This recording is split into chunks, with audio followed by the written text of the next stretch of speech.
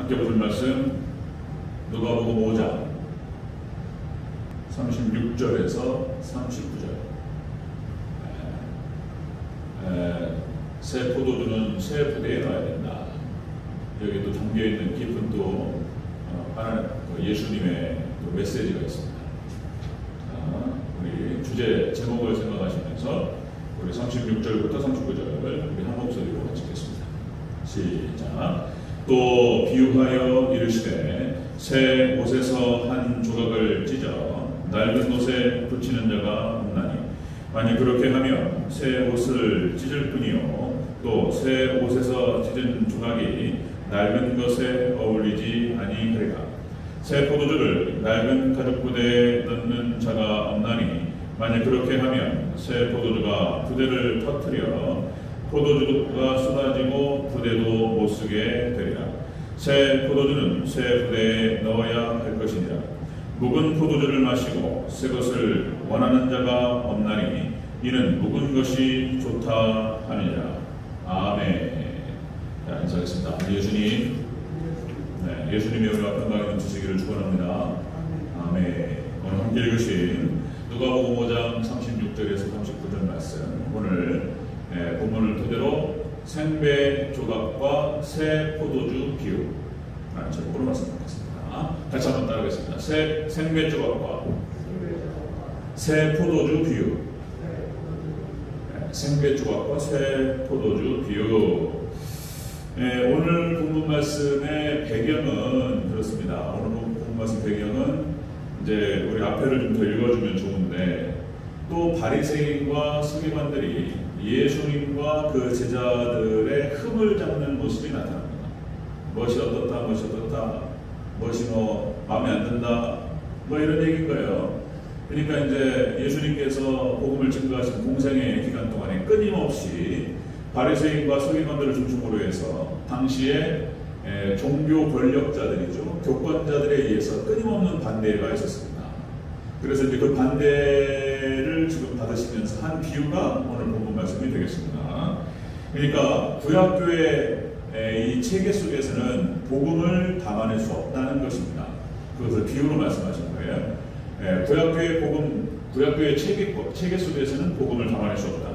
새 포도주는 복음을 상징하고요. 자, 그 다음에 이 낡은 가죽부대는 구약교회를 상징합니다. 자, 그래서 여러분들 앞에서도 이제 예수님께서 그 비유하신 새 천조각을 갖다가 헌 옷에다가 기우지 않는다는 거예요. 왜 그러냐면은 이것이 이제 빨았을 때 어떻게 됩니까?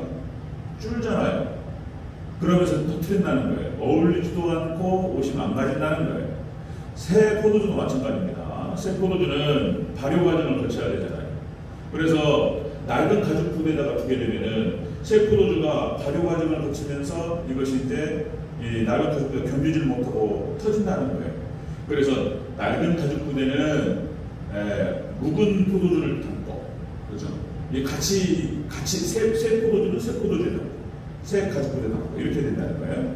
자, 이것을 말씀하시면서 지금 이제 구약 시대 체계에는 복음을 담아낼 수 없다는 말씀을 이렇게 비유로 말씀하시고, 유대인의 그 배타적인 승리의식이 있죠. 복음은 확장성이 있습니다.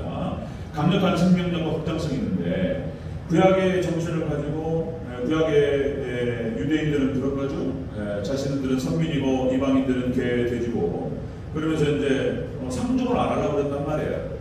그럼 그 상태에서 어떻게 복음이 확장되고 예수님 복음이 세계의 방방이 끝까지 가겠습니까? 안 된단 말이죠.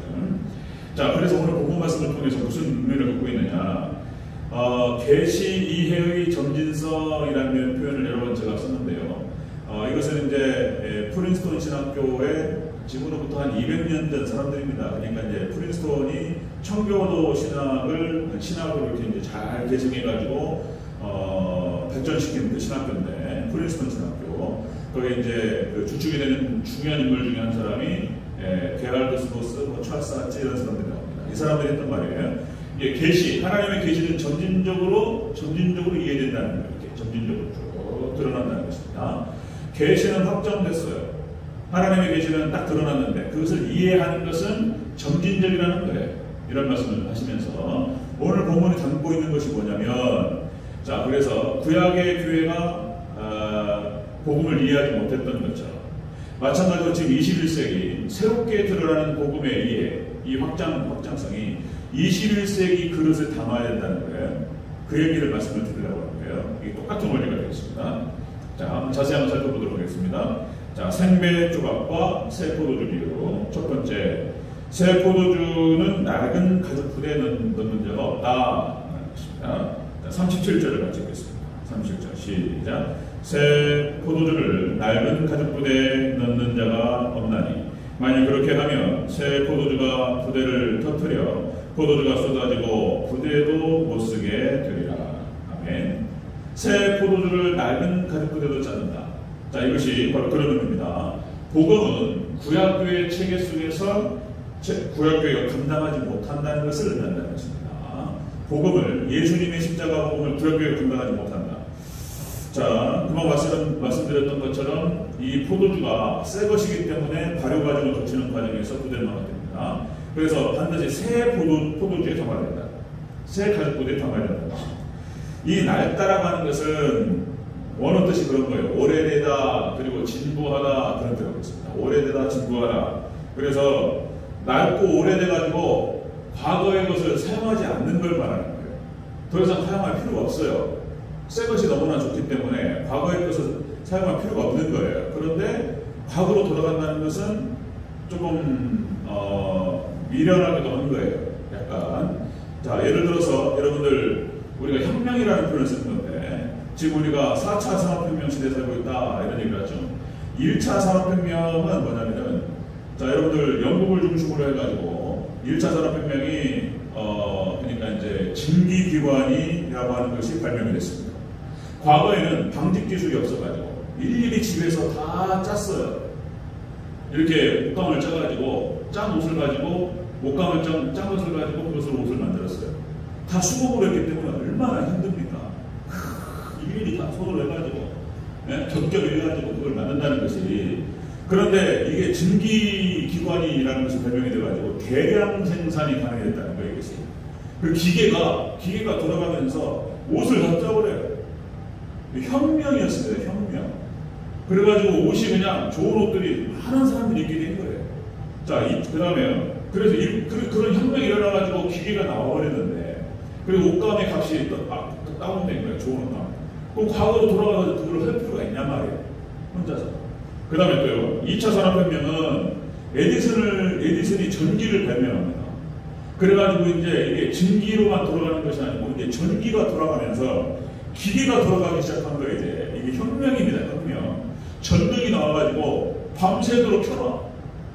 그리고 24시간 돌아가요. 공장이. 이런 일이 벌어져 버렸어요. 그 다음에 전화가 발명되고 전등이 발견되고 전화가 발명되고 기계가 증기기관으로 돌아가는 것이 아니고 전기로 돌아가는 일이 벌어져 버렸어요. 이게 혁명입니다. 혁명. 그래가지고 방직 기술만 나오는 것이 아니고 자동차가 개발되기 시작하고 별별 것들이 다 나오기 시작하는 거예요. 모든 공장 시스템이, 우리가 쓰는 모든 시스템이 다 공장에서 돌아가기 시작하는 거예요. 혁명인데 이걸 혁명이라는 표현을 쓰는 거예요. 자, 그 다음에 3차 산업혁명은 여러분들 잘 아시다시피 이제 정보혁명입니다. 인터넷이 나와가지고 모든 정보가 공유되면서, 자, 그랬는데 또 특별한 또 정보와 이런 데이터들은 또 이제 이 정보와 데이터 아주 중요한 것을 가지고 있는 사람이 권력을 주는 거예요. 자, 이렇게 3차 산업혁명까지 왔는데 이제 여러분들 4차 산업혁명이 왔다는 거예요. 이 4차 산업혁명이 뭐냐면은 이제 이것이 융합되는 거예요. 융합. 정보기술과 기계하고 그 다음에 심지어는 인체까지도 이것이 초연결 사회가 돼가지고 이게 그냥 하나로 융합돼 버리는 거예요. 이게 어마어마한 일이 벌어집니다. 융합시키니까 이게 상상치도 못한 일이 막 벌어지는 거예요. 이게 초연결되면서.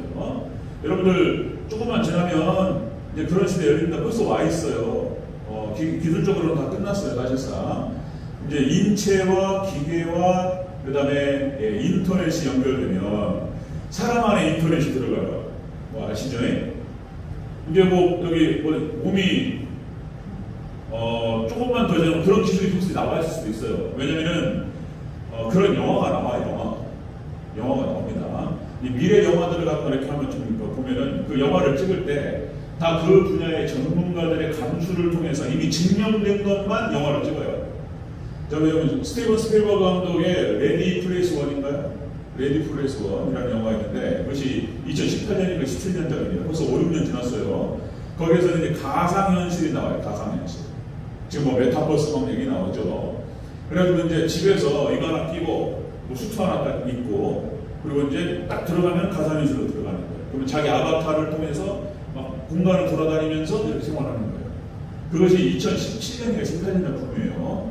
그것이 스티븐 스필버그의 상상력을 통해서 나온 게 아니고 말이 길어지네. 그것이 이제 그 분야의 전문가들의 감수를 통해서 이미 증명된 것을 영화화하기 때문에 자 이것이 이제 앞으로 그런 시대로 가는 겁니다. 자 이렇게 혁명이에요, 혁명. 자 이렇게 세상은 너무나 빠르게 발전하는 거예요.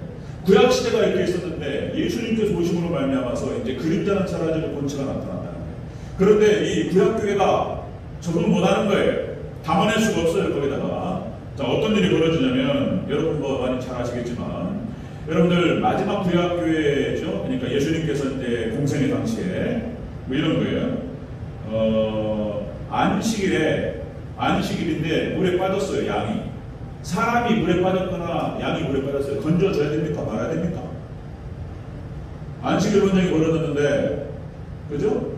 구약의 정신 이런 형식주의와 외식주의에 빠져가지고 사람이 빠졌는데 안식일에 자기가 그 사람을 덮치게 되면은 구약 율법을 어기는 것이 되는 거예요. 일하지 말라고 했기 때문에. 안식일은 기억하여 거룩하게 지키라. 일하지 말라 했기 때문에 그거 건져주면 안 된단 말이에요. 그 말이 되냐 말이에요. 그게. 예수님께서 그 비유를 말씀하시면서 건져주라 말이에요. 그 말이에요. 율법이 사람을 위해 사람이 율법을 위해 있냐 말이에요. 율법이 사람을 위해 있지. 그게 말씀하시는 거예요.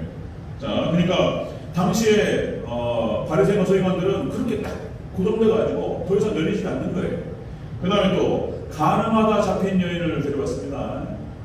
돌로 쳐 죽이라는 말이에요. 율법으로 말하자면 그걸 쳐 죽여야 돼요. 그래서 이제 예수님을 시험하려고 사람들이 돌을 가져가가지고 예수님께 이걸 죽여야 됩니까 말아야 됩니까? 뭐 이렇게 얘기했단 말이죠. 그러니까 이게 어떻게 말을 해도 걸릴 수밖에 없게 그렇게 해서 이제 예수님을 궁지에 몰아놔가지고 이게 돌로 쳐 죽이라고 말하면 사랑이 없다라고 할 것이고 근데 쳐주지 말라고, 죽이지 말라고 그러면은 이제 율법을 어겼다고 말할 것이고 어떻게 말해도 걸리는 거예요. 예수님이 뭐라고 그러시죠? 너희 중에 죄 없는 자가 먼저 돌로 치라. 이렇게 말씀하시면 다 돌로 간단 말이죠. 예수님의 사랑 복음은 뭐냐면 용서하는 거예요. 복음과 율법과의 차이는 그런 거예요. 복음은 그 사람을 사랑해주고 보호하고 용서하는 게 복음인 거예요. 예수님께서 그러기 위해서 오셨어요. 그런데 그 예수님의 사랑과 예수님의 용서를 율법에 잡아낼 수가 없다는 거예요. 그걸 말씀을 하시는 것입니다. 자, 구약교회는 타락해버립니다. 타락해버려서 정죄하기에 바쁜 거예요. 율법을 가지고 정죄하고 문제제기를 하고 대안이 없는 비판하는 거예요. 뭐를 비판할 때에는 우리가 기본적인 것이 뭐냐면 누구를 비판하거나 그럴 때는 대안을 가지고 얘기해야 돼요. 대안을 가지고 이건 아닌 것 같다라고 하면은 그러면 당신이 생각하는 좋은 방식은 뭐냐 이렇게 얘기를 해줘야 되지 대안 없이 비판만 하면 어쩌자는 거예요. 그렇죠? 그러니까 지금 당시에 구약교회가 그런 식이었다는 것입니다. 타락해서 그냥 대안 없이 비판하고 문제제기하고 계속 발목 잡고 막 이런 거예요. 이런 거. 그래서 결국에는 사도행전 13장 46절 사도 바울이 유대인들을 내버려두고 떠나버립니다. 이방으로. 자, 그래서 사도 바울이 이방 유대인들을 갖다 포기해버리고 떠났다라고 하는 것은 성령님이 떠났다라고 하는 것과 똑같은 말인 거예요. 성령님이 다 떠나버립니다. 자, 그래서 당시에 유대인들은 행위본론에 빠져가지고 그렇게 해서 복음을 이해하지 못했고 그래서 예수님 십자가 못 박아 죽였고 초대교회를 박해했던 것입니다. 그래서 구약교회 마지막 구약교회였던 예수님 당시에 이 모습이 다 타락해버렸기 때문에 복음을 담을 수 없었다. 이 말씀을 하시는 거예요. 자, 그래서 결국은 예수님께서 마태복음 24장 2절에서 예수님 말씀하시죠. 모든 돌은 돌 위에 돌 하나 남지 못한 말이에요. 이게 이중예언이에요. 그때 말씀드렸는데 그래서 예루살렘이 회파될 것을 말씀하시는 거예요. 구약교회가 종말을 맞이할 것을 말씀하셨고 그래서 그대로 성취됩니다. AD 70년 로마 디도전군에 의해서 성취됩니다. 자, 생배 조각과 새 포도주 비유를 통해서 예수님께서 하신 말씀이 새 포도주는 낡은 가죽부에 넣을 수 없다는 거예요. 자, 이것은 복음은 구약교회 체계 속에서 감당이 안 된다 이렇게 말씀하십니다. 자, 두 번째 보면요, 생배조각과 새 포도주 비유. 두 번째, 새 포도주는 새 부대에 넣어야 된다 이렇게 말씀하셨습니다. 38절을 읽겠습니다. 38절 시작. 새 포도주는 새 부대에 넣어야 할 것이니라. 아멘. 새 포도주. 자, 복음은 신약교회에서, 신약교회 틀에서 감당한다는 거예요. 이렇게 말씀하십니다. 신약교회. 자, 그래서 이 새 포도주라고 했을 때 새라고 하는 이것은 니오라고 하기도 하고, 니오, 그러니까 이게 네오라고 하는 헬라어인데 신선한, 그리고 새로운, 신선한, 그 다음에 재생시킨 이런 뜻을 보고 있습니다. 그러니까 이제 생명력이 충만한 복음을 지금 말하는 것이고, 그 다음에 사람을 다시 살게 하는 복음의 특징을 예수님께서 이렇게 말씀하시는 거예요. 자, 복음의 특징이 그런 겁니다. 율법도 너무나 좋은 것이었는데, 율법도 그러니까 이제 히브리어로 토라라고 해가지고 이것이 사람이 복 받을 수 있는, 사람이 가장 행복해질 수 있고 복을 받을 수 있는 책이었어요. 그대로만 살아가면은 그냥 복이 오는 거예요. 그게 토라였고 율법이었어요. 근데 그것이 당시에 그러니까 극동 지역 제사 문화에다가 담아놨다는 거예요. 거기에 제사 문화를 통해서 예수님을 통해서 구원받을 것이라고 하는 것을 제사 문화에 잘 담아놓으셨고, 거기에 몇 가지 이제 제사법과 시민법과 도덕법을 통해서 이스라엘 백성들이 어떻게 살아가면 복을 받을 것인지 너무나 좋은 율법이었어요. 그런데 이것이 이제 이게 왜곡되고 타락하다 보니까 이게 이제 타락해버려요. 자, 여러분들 복음의 확장성과 복음의 생명력을 갖다가 설명할 때 에스겔서 47장이 대표적으로 많이 있습니다. 에스겔서 47장이 무슨 얘기죠? 네? 성전에서나 흘러나오는 물이 쫙 흘러나옵니다. 그래서 그 물은 말씀을 선명하고, 그래서 발목을 적시고 무릎을 적시고 허리를 적시고 쫙 흘러내려갑니다. 그리고 키를 넘깁니다. 그죠? 헤엄쳐요. 그리고 그 물이 흘러들어가서 그 물이 닿는 모든 것에 생명체가 살아납니다. 에스겔 47장을 통해서 말씀하신 것이 복음을 얘기하는 거예요. 복음을. 우리가 복음을 만나고 예수 그리스도의 복음을 만나고 예수를 만날 때에 우리의 생명이 살아날 줄로 믿습니다. 그것을 상징적으로 보여준 것이 에스겔 47장 말씀입니다. 자, 이것이 이제 초대교회 완성이 되죠. 초대교회. 하나님께서 그러니까 예수님께서 약속하셨고, 그리고 성령님께서 사도행전 2장에 나타나시고, 그리고 이제 초대교회에 이제 성취가 됐죠. 그래서 복음이 확장되기 시작하는데, 그런 찬양이 있죠. 흩어진 초대교회 성도들. 우리 합창도 많이 했던 것 같아요. 흩어진 초대교회 성도들 담대히 복음 전했네. 이게 중학교 1학년 때부터 고등학교 3학년 때까지 6년 동안 갖다가 선가대를 했습니다. 매년 음악회를 했어요. 저희 때는 그랬어요. 여기 대전역이 아마 그랬을 거야. 하셨나 모르겠네. 매년 음악회가 있어가지고 찬양 그러니까 우리 순복음의 찬미였습니다. 순복음교회 다니기 때문에 순복음의 찬미라고 해가지고 막 이렇게 뚜에, 그 다음에 뭐 남성 사중창, 그 다음에 뭐 혼성 해가지고 뭐 합창해가지고 이제 친구들하고 친지들 막 초대해가지고 잔치를 벌이는 걸 한 2달 동안 준비해서, 그 추억이 많아요. 저도 굉장히 많은데 이게 찬양을 많이 알아요. 제가 그런 찬양, 흩어진 초대교회 성도들 담대히 복음을 전했다. 베드로를 통해서 사도행전 초반부에 베드로를 좀 죽음을 확장되죠. 그리고 사도행전 초반부로 가면 이제 바울을 좀 죽음을 해서 복음이 강력하게 확장되는 것을 볼 수 있습니다. 그래서 이렇게 초대교회 성도들, 그 다음에 이런 사도들을 통해서 로마가 복음화가 되기 시작하고, 그리고 그 성도들을 통해서 강력한 복음의 확장성과 그 능력을 통해서 이 복음이 전 세계 종교가 받게 됐어요. 이게 신약교회가 한 일이에요. 신약교회가. 그죠? 복음에 구원하는 능력, 복음에 우리를 자유케 하는 능력, 우리를 죄의 영역으로부터 우리를 자유케 할 줄로 믿습니다. 이제 로마서에 살펴가고 있는 그런 말씀. 자, 이렇다는 거예요. 자, 생배조각과 새 포도주 비유해서, 자, 그러니까 새 포도주는 낡은 가죽부대에 넣지 않는다. 그러니까 복음은 구약교회 체계에서는 감당이 안 된다. 자, 그 얘기를 하는 것이고요. 새 포도주는 새 부대에 넣어라. 이것은 복음은 신약교회가 감당하게 될 것이다. 이것을 상징적으로 보여주시는 거예요. 자, 여러분들 교부 시대를 지나고 중세 암흑 시대가 들어간다고 그랬죠. 그냥 복음이 닫히니까 중세 대략적으로 한 4세기, 5세기부터 해가지고 15세기 1000년 동안 복음이 닫혀요. 복음이 닫히니까 여러분들 당시에 모든 시대에 당시 1000년 동안 과학, 그 다음에 정치, 경제, 사회문화 모든 분야에서 다 닫혀버렸어요. 그 시대를 암흑 시대라고 말하는 거예요.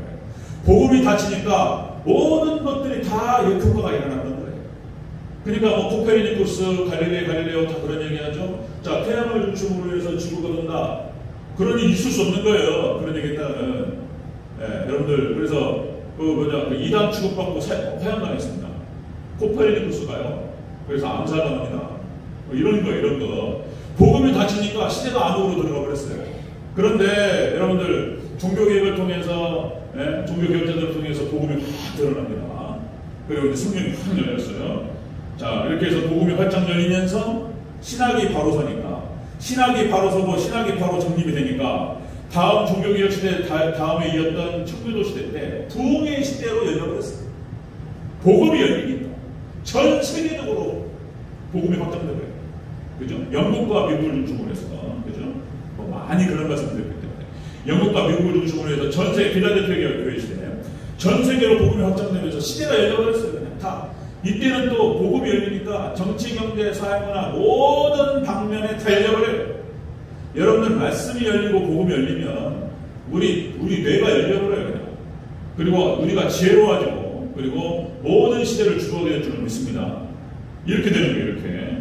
자, 여러분들 우리 한국교회도 마찬가지입니다. 이 한국교회가 이렇게 급성장할 수 있었던 것이 뭐냐면 한국교회 부흥이 왔기 때문에 그런 거예요.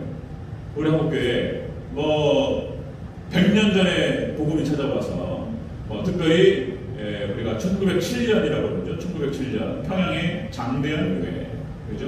엄청난 부흥의 역사가 평양 장대현 교회를 중심으로 해서 폭발적으로 일어나가지고 그냥 복음이 확장되기 시작하는데 얼마나 컸던지 당시에 선교사들이 미국 유교로 돌아가서 우리 평양을 뭐라고 표현했다고 그랬죠? 평양을 동양의 예루살렘이다 이렇게 표현했습니다. 그런 역사입니다. 그죠?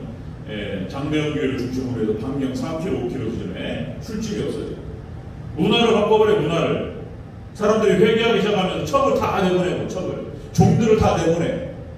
미안하다, 내가 잘못 살았다 그러면서 돈 줘가지고, 그죠? 첩은 다 내보내고 본첩, 여보 미안해, 이런 거 이게 시대를 바꿔버리고 문화를 바꿔버려. 이게 부흥의 놀라운 역사였습니다. 이 흐름이 그러니까 뭡니까? 6.25 터지면서 거기 피난민들이 남한으로 내려오면서 기독교인들이 물밀듯이 내려온 거예요. 그런 역사가 있었습니다. 자, 여러분들 이렇게 하나님의 복음의 역사는 강력하게 신약교회를 통해서 강력하게 선포되고 증거된다는 것입니다. 자, 다시 또 정리하면요. 생배조합과 새 포도주 교회를 통해서 예수님께서 하신 말씀, 새 포도주는 낡은 가죽에 넣지 마라. 둘 다 버린다. 이것은 복음이라고 하는 것은 구약교회 체계 속에서 이루어질 수 없다. 감안할 수 없다. 자, 그리고 새 포도주는 새 부대에 넣어야 된다. 복음은 예수님이 십자가 복음은 신약교회를 통해서 감당하게 될 것이다. 이렇게 말씀하신 거예요. 자, 오늘 이 생배조합과 새 포도주 비유를 통해서 하려고 하는 말이 오늘 세 번째 대지인 거예요. 세 번째 대지. 자, 첫 번째, 두 번째 대지를 통해서 세 번째 대지가 이런 겁니다. 묵은 것이 좋다라고 했다는 거예요. 당시의 구약교회는 묵은 포도주가 좋아서 새 포도주를 버려버려요.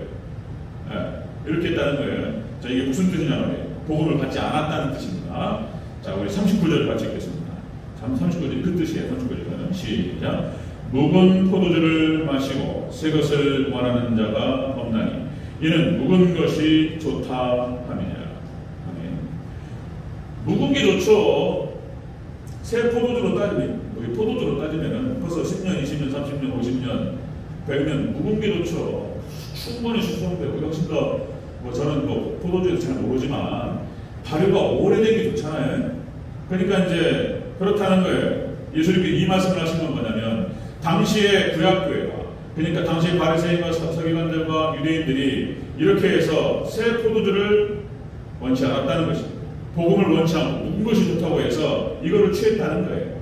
이건 무엇을 의미하냐면 복음을 받지 않았다라고 하는 것을 뜻합니다. 복음. 좋다라고 하는 뜻이 뭐냐면 익숙하다, 편하다 이런 뜻이에요. 익숙하다, 편하다. 그러니까 자신들은 그냥 구원받은 백성들인 거예요. 당시 유대인들은 자신들이 아브라함의 후손이고 아브라함 자손이잖아요. 그러니까 특권의식과 선민의식에 쩔어가지고 자기들은 좋아요. 이방인들은 개돼지고 이러면서 무슨 뭐 복음을 증거하고 이런 건 필요 없어요. 자신들만 못 받으면 되는 거예요. 이렇게 하면서 자신들이 편하고 익숙한 거에 딱 매몰돼가지고 전통이라고 하는 것에 매몰돼서 그렇게 해서 거기에 머물러 앉아있었다는 것입니다. 이게 잘못됐다는 거예요. 자, 여러분들 사도 바울이 만약에 있었다면, 이 시대에 있었다면 아마 유튜브 했을 겁니다. 유튜브. 21세기에 어떻게 복음을 담아내야 할 것인가에 대해서 고민했을 거예요. 자, 지금도 우리가 그런 고민을 하는 거예요. 제가 지금 이 아크릴판 붙이고 그 다음에 유튜브 해야 되고 이런 말씀을 드리는 게 아니에요. 이 정도 수준이 아니에요. 제가 말씀드리는 게. 자, 여러분 당시 유대인들이 바리새인과 서기관들, 교관자들 중심으로 해서 철저하게 복음을 거부해 인식을 했어요. 그들이 인식을 했고 알았음에도 불구하고 반대했어요. 그런 근거 구조들이 많이 나와요. 사도행전 4장 16절에서 이렇게 얘기합니다. 사도행전 4장 16절. 자, 유명한 표적이 나타나는 것이 예루살렘에 사는 모든 사람에게 알려졌으니 우리도 부인할 수 없는 자라.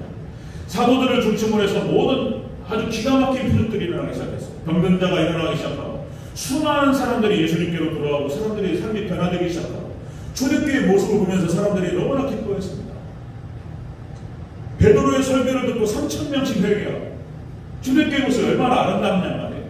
자, 예루살렘이 그렇게 대단히 큰 지역도 아니고 넓은 섬도 아닌데 다 아는 거예요.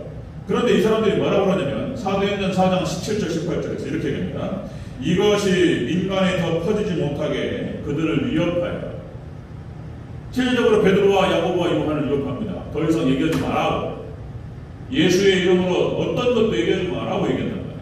자기도 눈으로 봤음에도 불구하고 그래요. 예수님의 이름으로 말하지도 말고 가르치지도 말라 이렇게 위협하고 협박하고 도와줬어요.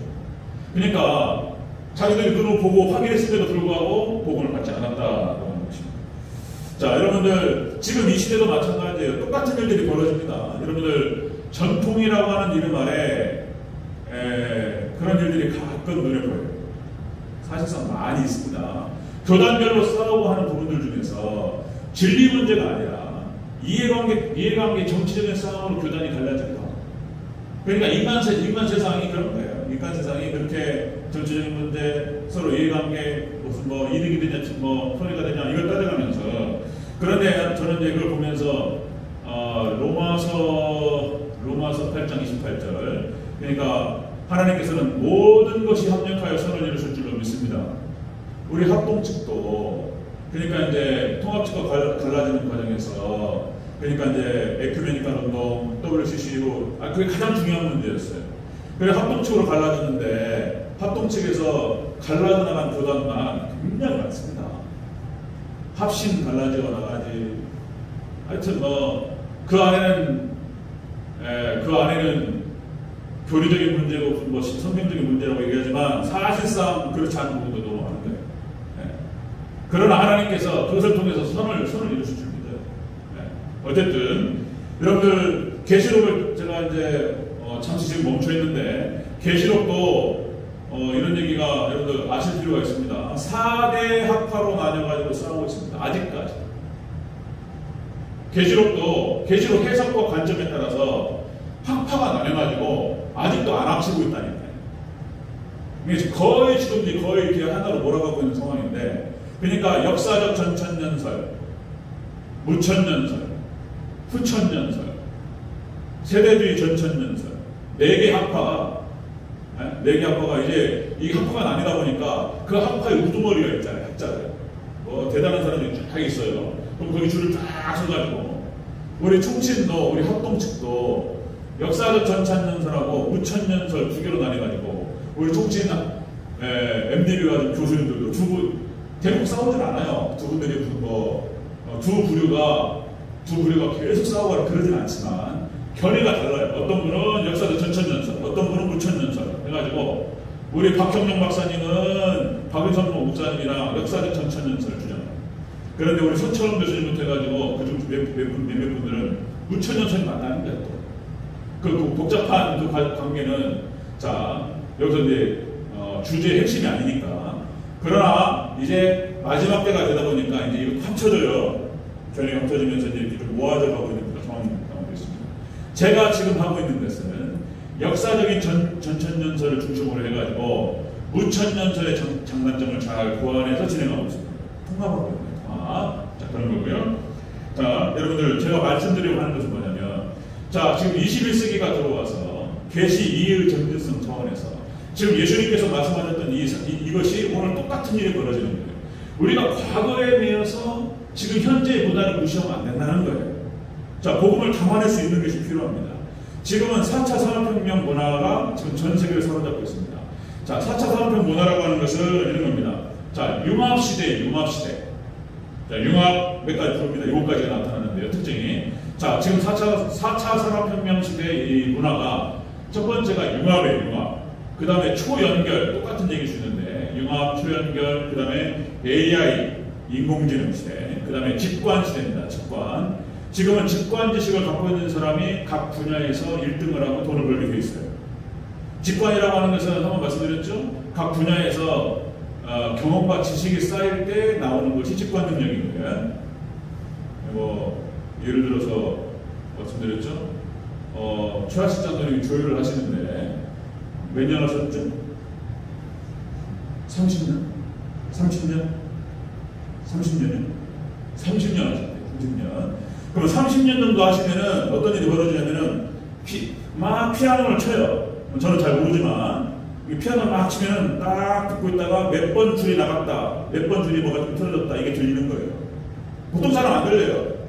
한 30년 정도 하면은 띵띵띵띵띵띵띵 했을 때 어디를 만져야 된다, 내부 구조가 눈이 훤히 들어온다니까요. 그런 거예요, 그런 거. 우리 최홍석 장로님 딱 봐가지고 예를 들어서 뭐라고 할까요? 딱 보시면은 이걸 어떻게 해야 되겠구만, 견적이 얼마나 하고 한 년에 딱 보면 다 나와요. 그냥 다. 우리 정장님도 마찬가지고 딱 소리만 들어도 보일러가 어디가 그러면 다 알아보러 그러잖아요. 거의 그럴걸요? 저는 잘 몰라요. 저는 잘 모르지만 어떤 한 분야에 10년, 20년, 30년까지 가잖아요. 그러면은 딱 보면 나와요. 답이. 시간이 안 걸려요. 이게 직관입니다. 직관. 박주영 장관님 딱 봐가지고 이제 그쪽 계통에서 그쪽 계통에 딱 나와요. 차를 또 운영을 많이 하셨기 때문에 차에 관해서 답이 나오는 거예요. 이런 것처럼 각 분야에서 직관 능력이 있는 사람들만 거기서 먹고 사는 거예요. 이제 21세기 이 시대는 그런 거예요. 직관 능력을 길러야 되는 거예요. 자, 그 다음에 가상현실, 대변형, 그 다음에 상징시대 이렇게 나타납니다. 여러분들 지금 마지막 때다 보니까 이 21세기 문화예요. 그러니까 신학과 설교와 목회도 여기에 따라가야 되는 거예요. 그러니까 지금 제가 특별히 지금 어떻게 하자는 뜻이 아니고 제가 하고 있는 이 설교 안에 이 7가지 특성이 잘 녹아져 있어요.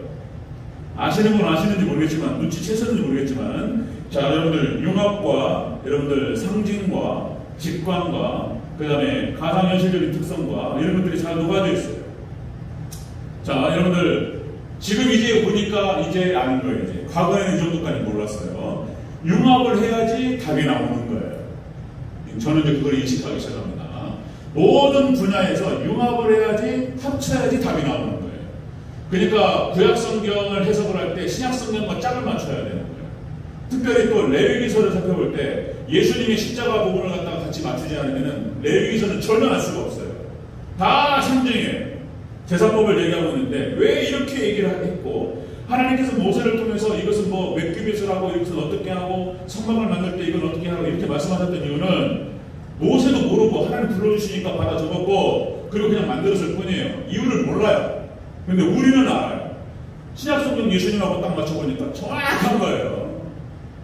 네. 그러니까 구약성경과 신약성경을 융합시킬 때 답이 나오는 거예요. 또 마찬가지로 여러분들 특별한 종 하나님의 말씀의 세계와 일반 종 세계하고 딱 맞출 때 융합을 시킬 때 답이 나와요. 놀랍습니다. 세상이 그렇게 생겼어요. 세상이 음과 양이 조화를 이룰 때 답이 나오는 거예요. 거기 생명체가 나오잖아요. 아멘? 그 답이 있어요. 거기에. 자, 여러분들 모든 물질에는 입자와 파동이 있어요. 이게 두 가지가 같이 있는 거예요. 두 가지가. 입자가 있고 그냥 우리 눈에 보이는 물질들이잖아요. 여기에서 파동이 나갑니다. 파동이. 이렇게 돼 있어요. 모든 물질, 우주 만물이 그렇게 돼 있습니다. 입자와 파동으로 돼 있고. 예수님께서 신약 우리가 성경에서도 두중인을 말한다는 거예요. 두중인. 그러니까 융합 시대, 융합을 하고 통합을 시켜야지 타고나는 거예요. 자, 이런 시대입니다. 성경을 알고 봤더니 상징으로 기록되어 있어요. 하나님의 언어예요, 그것이. 그래서 문자주의로만 가면은 알 수가 없어요. 해석이 안 돼요. 계시록은 절대로 알 수 없습니다. 상징 해석을 모르면은 계시록 알 수가 없어요. 다 상징이에요. 네, 상징적으로 이렇게 하나님의 언어예요. 하나님의 언어. 하나님께 그렇게 표현하시는 거예요. 자, 이런 것들, 이런 것을 성경 해석과 제 설교에 잘 녹였어요. 이런 것이 이것을 준비하느라고 시간이 많이 걸렸어요. 제가 이런 얘기를 할 필요도 있어요. 할 필요 있다고 생각해요. 여러분 좀 아실 필요도 있습니다. 제 설교 안에 이것이 잘 녹아져 있고 목회도 마찬가지로 그렇게 가야 된다고 보는 거예요. 21세기. 그래서 지금 그쪽 방향으로 제가 훈련을 많이 해왔고 그리고 많이 익숙한 거예요. 네. 자, 여기까지 하겠습니다. 자, 그 토대가 되는 것이 오늘 본문의 예수님 비유예요. 예수님 비유. 자, 정리하겠습니다. 생배 조각과 새 포도주 비유를 통해서 예수님께서 하신 말씀이에요. 자, 새 포도주는 낡은 가죽보대에 벗어난다. 이것은 복음은, 예수님 십자가 복음은 구약의 체계 속에 담아낼 수 없다. 이 말씀하신 것이고, 두 번째, 자, 새 포도주는 새 부대에 담아야 됩니다. 이것은 예수님의 십자가 복음을 신약교회에다 담아낼 수 있다. 신약교회에다가 담아내야 된다. 이런 말씀하신 것이고, 그 다음에 묵은 것이 좋다라고 하면서 그들은 받지 않았습니다. 자, 이것은 우리가 새 것을 21세기 새로운 시대가 되었어요. 여기에 우리가 적응해야 돼요. 복음도 마찬가지고 복음을 담아내는 것이 그 시대의 문화예요. 문화. 21세기 문화에다가 복음을 담아서 제가 지금 이 설교법도 마찬가지입니다. 3대제를 하는 것도 이것은 문학적인 기법이에요. 문학적인 기법이에요. 하나님께 청교도들에게 주셨지만은 사람의 의식 구조가, 뇌 구조가 3개 이상은 기억을 못하는 거예요. 3개 이상은. 그래서 3개를 딱 담아놔야 되고, 지금 이 시대는 여러분들 이야기 시대예요. 내러티브 시대입니다. 그러니까 거기에 이야기를 담아내야 돼요. 이것을 다 감안해서 설교를 작성하는 거예요. 이렇게 할 때, 그리고 중요한 핵심 대제를 자꾸 불러드려야 돼요. 우리 대전제일교회 어르신들이 많아가지고 불러드리는 게 아니고, 여러분들 아무리 젊은 층 박사님들이 여기 앉아 계셔도 40분 동안 쭉 얘기하면요, 처음에 뭔 말을 하는지 기억이 안 나는 거예요. 핵심 대제를 가지고 같이 불러주면서 쭉 이야기를 해나가야지 그것이 나중에 기억이 됐다는 거예요. 이거는 이제 뇌 구조를 연구해서 나오는 기술인 거예요. 본질은 아니에요. 비본질이에요. 설교법은 비본질입니다. 그런데 여기에 담아내는, 이 설교법에 담아내는 것이 복음이어야 돼요. 복음. 이게 설교학에 대해서 고민도 많이 한 거예요. 고민도 많이 했고 그냥 나오는 게 아니에요. 뭐 이 얘기를 하자면 너무나 길고, 자, 그래서 여러분들 상징과 그 다음에 상징 해석이라든지 그리고 융합이라든지 여러 것들을 갖다가 제가 잘 담아내서 어쨌든 여러분들 맛있게 최대한 잘 알아듣고 깨달을 수 있도록 제가 최선을 다할 거예요. 자, 그래서 오늘 예수님께서 이렇게 해야 된다고 말씀하신 것이 오늘 본문 말씀입니다. 그래서 여러분들 21세기 문화에 잘 담아서 복음이 선포될 때 여러분들 잘 이해하시고 잘 받으시기를 주여로 축원합니다. 예수님 하신 말씀이에요. 묵은 것이 좋다 그러면서 새 것을 부정하거나 낸다는 거예요. 낸다는 거예요. 그러면은 그런 거예요. 구약교회가 망한 이유가 그거예요. 예수님 당시 구약교회가 마지막 구약교회의 모습이고요. 망해버렸어요. 이유가 변화를 적응하지 못했다는 거예요. 자, 철저하게 변화를 잘 제가 적응할 것이고, 그리고 또 여러분들한테 잘 납득시키고 설득하고 충분히 알아듣게 그렇게 하고, 또 장로님들, 또 성도님들 잘해서 그렇게 해서 진행합니다. 여러분들 기도해 주시고 복음의 말씀을 잘 깨달으시기를 주여 여러분 축원합니다. 아멘. 기도하겠습니다.